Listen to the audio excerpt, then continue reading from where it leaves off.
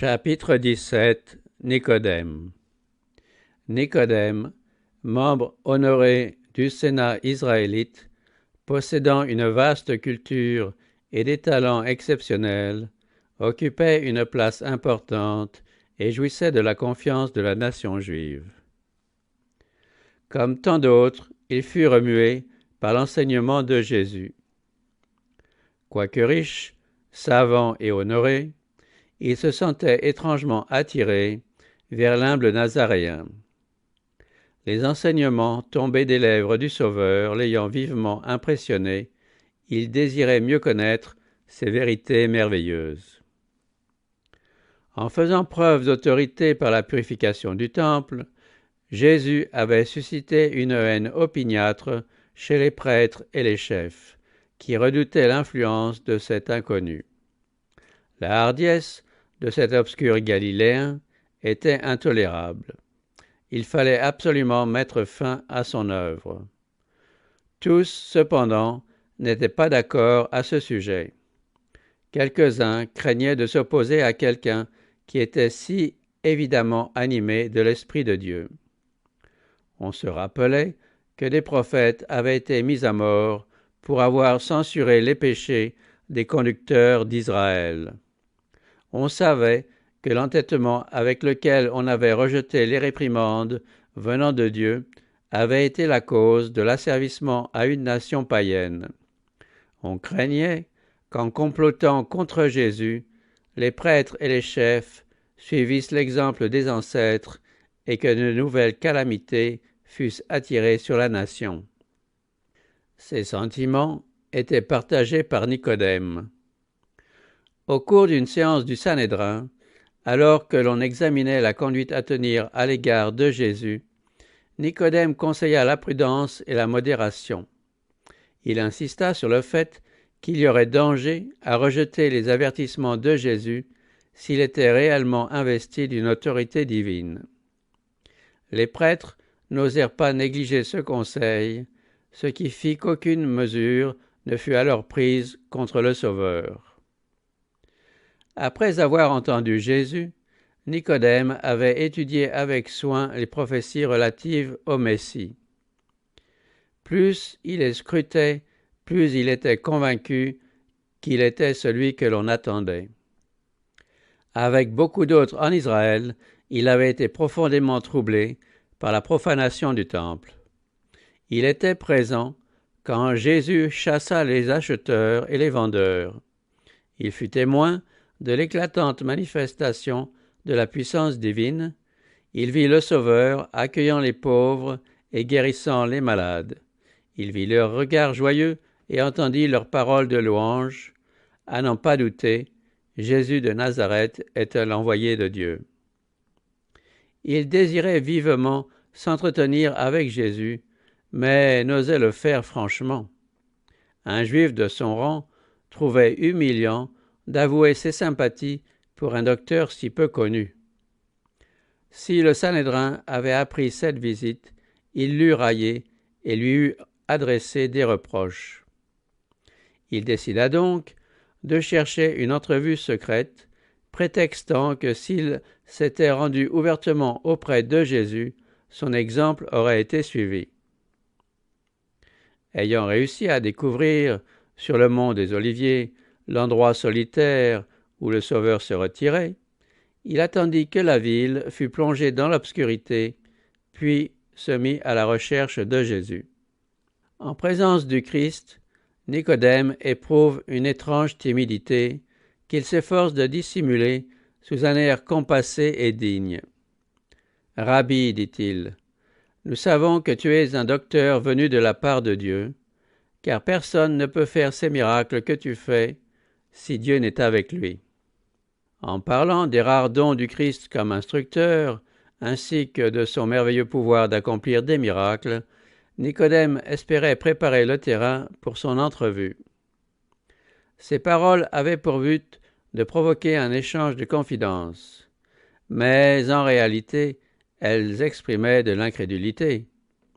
En Jésus, Nicodème ne reconnaissait pas le Messie, mais simplement un instructeur envoyé par Dieu. Au lieu de répondre à la salutation, Jésus fixe son interlocuteur comme s'il lisait dans son âme. Sa sagesse infinie lui dit qu'il s'agit de quelqu'un qui cherche la vérité. Il connaît l'objet de sa visite et il veut affermir la conviction qui s'est déjà établie dans son esprit. Entrant directement en matière, il lui dit d'un ton solennel en même temps qu'affable : « en vérité, je te le dis, si un homme ne naît d'en haut, il ne peut voir le royaume de Dieu. » Nicodème était venu auprès du Seigneur dans l'espoir de discuter avec lui. Mais Jésus exposa les principes fondamentaux de la vérité. Il dit à Nicodème qu'il avait davantage besoin de régénération spirituelle que de connaissances théoriques. Il lui fallait non pas tant qu'on satisfasse sa curiosité, mais plutôt obtenir un cœur nouveau. Seule une vie nouvelle, venant d'en haut, pouvait le rendre capable d'apprécier les réalités spirituelles. Aussi longtemps que ce changement n'était pas opéré, renouvelant toutes choses, il ne résulterait rien d'utile d'une discussion concernant l'autorité et la mission de Jésus. Nicodème avait entendu la prédication de Jean-Baptiste au sujet de la repentance et du baptême, au cours de laquelle il avait montré à ses auditeurs celui qui devait les baptiser du Saint-Esprit. Nicodème avait constaté que la spiritualité faisait défaut parmi les Juifs. Ceux-ci étaient dominés à un haut degré par une fausse dévotion et des ambitions mondaines. Il attendait une amélioration de cet état de choses à la suite de l'avènement du Messie. Cependant, le message du Baptiste, qui sondait les cœurs, ne l'avait pas convaincu de péché. Cependant, le message du Baptiste, qui sondait les cœurs, ne l'avait pas convaincu de péché. Il était un pharisien rigide et se glorifiait de ses bonnes actions. Il avait mérité une estime générale grâce à sa bienveillance et à la libéralité avec laquelle il entraînait le service du temple, et il comptait sur la faveur divine. Il frémit à la pensée que le royaume était trop pur pour qu'il pût le voir dans l'état où il était. L'image de la nouvelle naissance, dont Jésus s'est servi, n'était pas entièrement nouvelle pour Nicodème. On comparait souvent à des enfants nouveau-nés les prosélytes païens gagnés à la foi d'Israël. Il doit donc avoir compris qu'il ne faut pas attacher aux paroles du Christ un sens littéral. Mais il croit avoir droit au royaume de Dieu en tant qu'Israélite en vertu de sa naissance. Il ne sent pas le besoin d'un changement.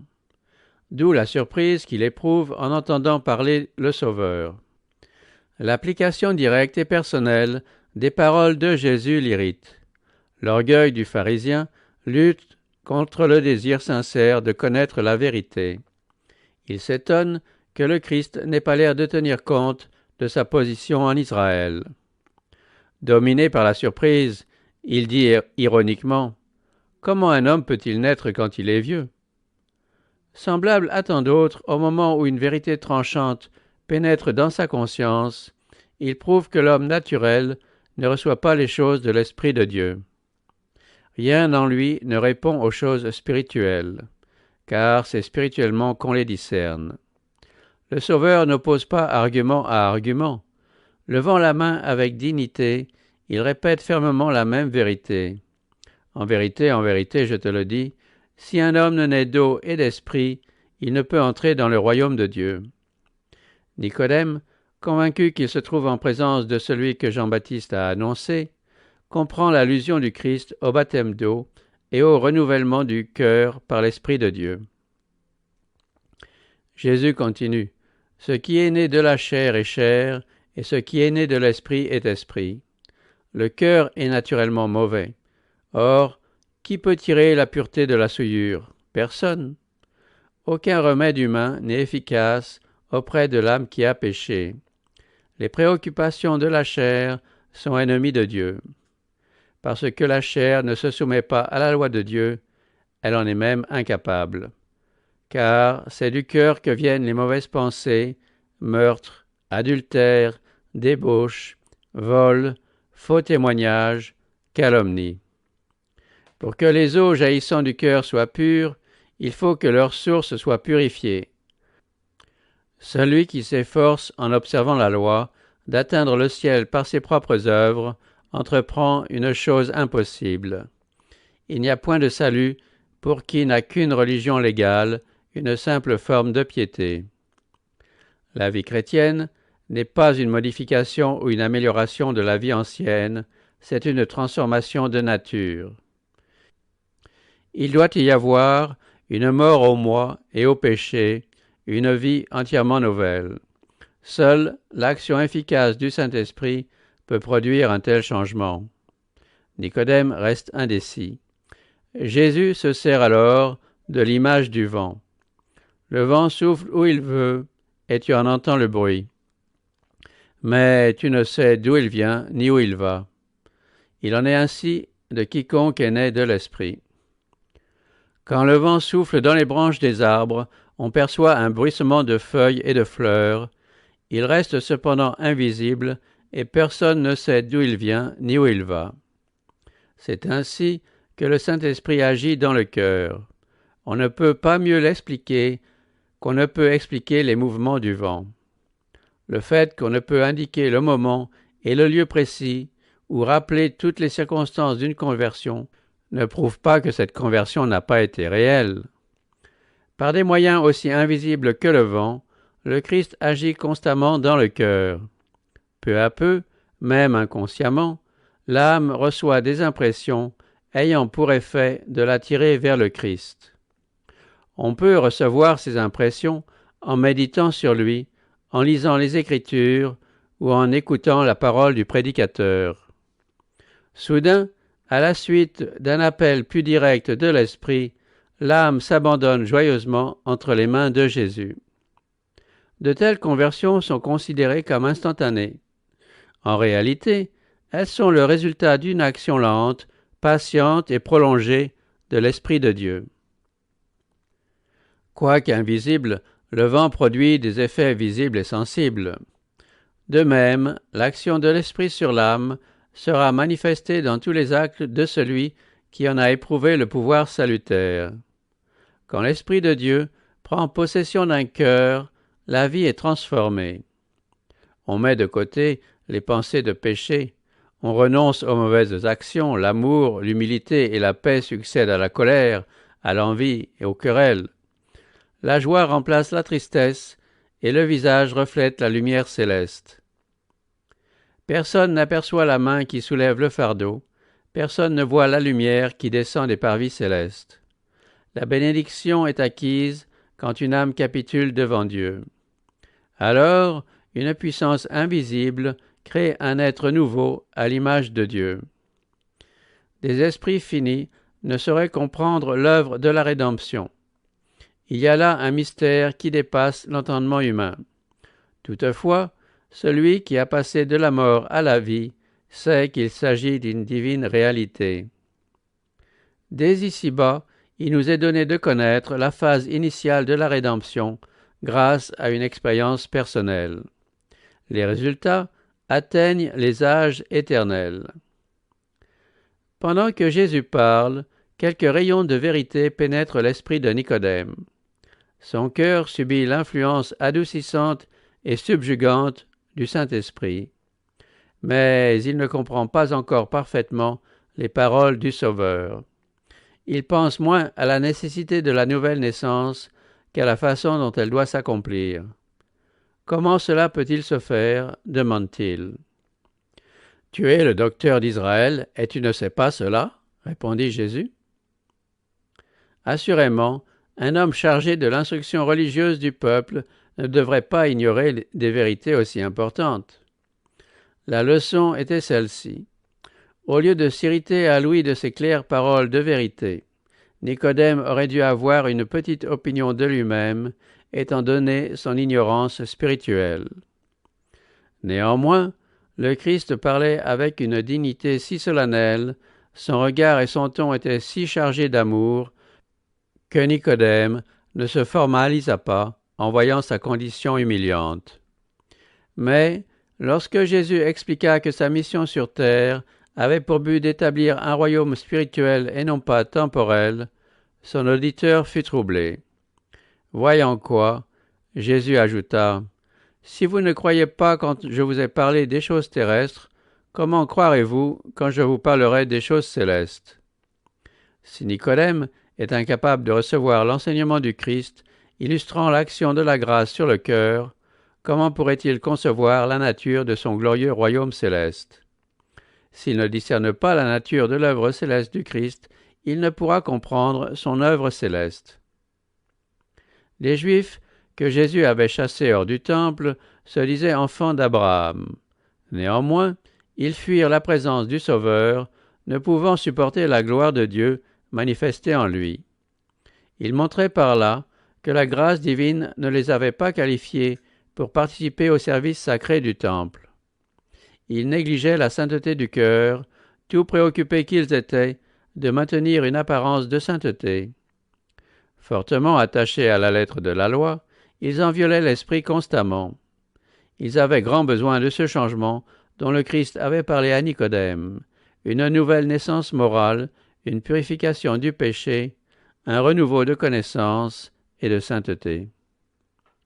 Rien ne pouvait excuser l'aveuglement d'Israël en ce qui concerne l'œuvre de la régénération.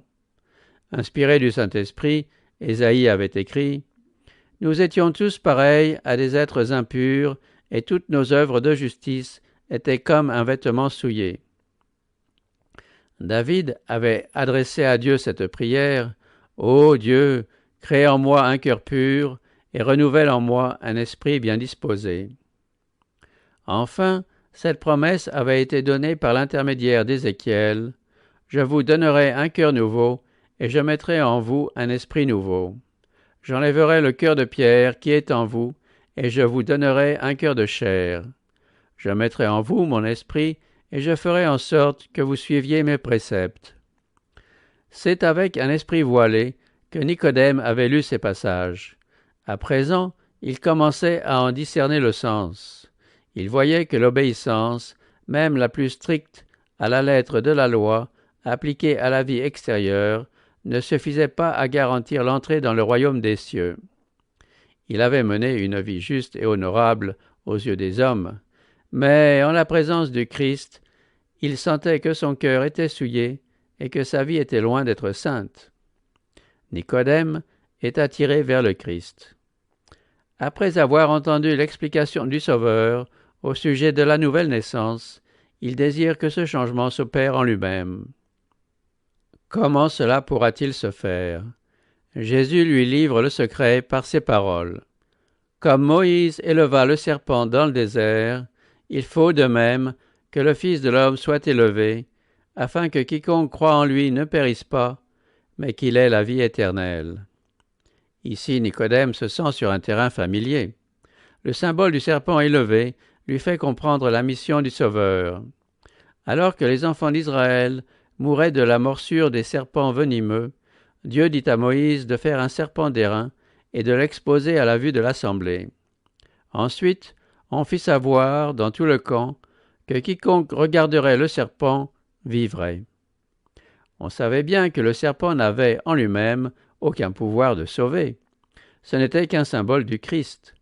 De même que l'image reproduisant la ressemblance des serpents destructeurs a été dressée pour leur guérison, ainsi quelqu'un qui est venu dans une chair semblable à celle du péché doit être le Rédempteur des hommes. Bien des Israélites attribuaient au service des sacrifices la vertu de les libérer du péché. Dieu voulait leur enseigner que dans ces sacrifices, il n'y avait pas plus de vertu que dans le serpent d'airain. Celui-ci était destiné à diriger leurs pensées vers le Sauveur. Que ce fût pour la guérison de leurs blessures ou pour obtenir le pardon de leurs péchés, tout ce qu'ils pouvaient faire en leur propre faveur consistait à manifester la foi qu'ils déposaient sur le don de Dieu. Ils devaient regarder et vivre. Ceux qui avaient été mordus par les serpents auraient pu différer de regarder, discuter l'efficacité du symbole d'airain, demander une explication scientifique. Aucun éclaircissement ne fut donné. Il fallait accepter la parole de Dieu telle que Moïse la transmettait. Refuser de regarder, c'était se condamner à périr. Ce n'est pas par des controverses et des discussions qu'une âme est éclairée. Il faut regarder et vivre. Nicodème comprit et garda la leçon. Dès lors, il sonda les Écritures d'une manière différente, non pas pour discuter une théorie, mais pour vivifier son âme. Il commença de voir le royaume de Dieu parce qu'il se soumit à la direction du Saint-Esprit. Aujourd'hui, des milliers de personnes ont besoin d'apprendre la vérité enseignée à Nicodème par le récit du serpent dressé dans le désert. Elles croient pouvoir se recommander à Dieu par leur obéissance à sa loi. Quand on les invite à regarder à Jésus, à croire qu'il les sauve uniquement par sa grâce, elles demandent « Comment cela peut-il se faire ?» Tout comme Nicodème, il nous faut consentir à entrer dans la vie au même titre que le premier des pécheurs. Il est dit du Christ, « Le salut ne se trouve en aucun autre, car il n'y a sous le ciel aucun autre nom donné parmi les hommes par lequel nous devions être sauvés. » C'est par la foi que nous recevons la grâce de Dieu. Mais la foi n'est pas notre sauveur, elle ne constitue pas un mérite, elle n'est que la main qui saisit le Christ, s'approprie ses mérites qui apportent un remède au péché. Nous sommes même incapables de nous repentir sans le secours de l'Esprit de Dieu. L'Écriture dit au sujet du Christ, « Dieu l'a élevé par sa droite comme prince et sauveur pour donner à Israël la repentance et le pardon des péchés. » La repentance est un don du Christ, aussi bien que le pardon. Comment donc serons-nous sauvés? Comme Moïse éleva le serpent dans le désert, ainsi le Fils de l'homme a été élevé, afin que quiconque a été séduit et mordu par le serpent puisse le regarder et vivre. Voici l'agneau de Dieu qui ôte le péché du monde. La lumière, émanant de la croix, révèle l'amour de Dieu. Cet amour nous attire à lui. Si nous n'opposons pas de résistance, nous serons amenés au pied de la croix dans un sentiment de repentance pour les péchés qui ont rendu nécessaire le crucifixion du Sauveur. Alors, l'Esprit de Dieu produira une vie nouvelle dans l'âme croyante. Pensées et désirs seront amenés captifs à l'obéissance du Christ. Le cœur et l'esprit seront créés à nouveau, à l'image de celui qui opère en nous pour s'assujettir toutes choses. Alors la loi de Dieu sera écrite dans le cœur, et avec le Christ nous pourrons dire « Mon Dieu, je prends plaisir à faire ta volonté. » Dans son entretien avec Nicodème, Jésus a exposé le plan du salut, ainsi que la mission qu'il était venu accomplir dans le monde. Dans aucun de ses discours ultérieurs, Jésus n'a développé d'une manière aussi complète l'œuvre qui doit se réaliser dans les cœurs destinés à hériter du royaume des cieux. Tout au commencement de son ministère, il livra cette vérité à un membre du Sanhédrin dont l'esprit était réceptif et à qui était confié le soin d'enseigner le peuple. Mais les conducteurs d'Israël ne montrèrent aucun empressement à accepter la lumière. Ce que voyant, Nicodème cacha la vérité dans son cœur, et pendant 3 ans, on ne vit que fort peu de fruits. Mais Jésus savait dans quel terrain il avait jeté la semence. Les paroles qu'il avait dites de nuit, en présence d'un seul auditeur, sur la montagne solitaire, ne furent pas perdues. Nicodème ne reconnut pas tout d'abord le Christ publiquement, mais il observa sa vie et pesa ses enseignements. Plus d'une fois, dans les séances du Sanhédrin, il déjoua les plans des prêtres qui voulaient le mettre à mort. Et, quand enfin Jésus fut élevé sur la croix, Nicodème se rappela l'enseignement de la montagne des Oliviers. Comme Moïse éleva le serpent dans le désert, il faut de même que le Fils de l'homme soit élevé, afin que quiconque croit en lui ne périsse pas, mais qu'il ait la vie éternelle. Cette entrevue secrète illumina pour lui la croix du calvaire, et il reconnut en Jésus le Rédempteur du monde. Après l'ascension du Seigneur, quand les disciples seront dispersés par la persécution, Nicodème s'avancera hardiment. Avec ses richesses, il entretiendra l'Église naissante que les Juifs avaient pensé ne pas voir survivre à la mort du Christ. L'homme si prudent, si hésitant, se montrera au jour du péril ferme comme un rocher, encourageant la foi des disciples et fournissant les moyens pour propager l'œuvre de l'Évangile. Il sera tourné en dérision et persécuté par ceux qui le respectaient autrefois.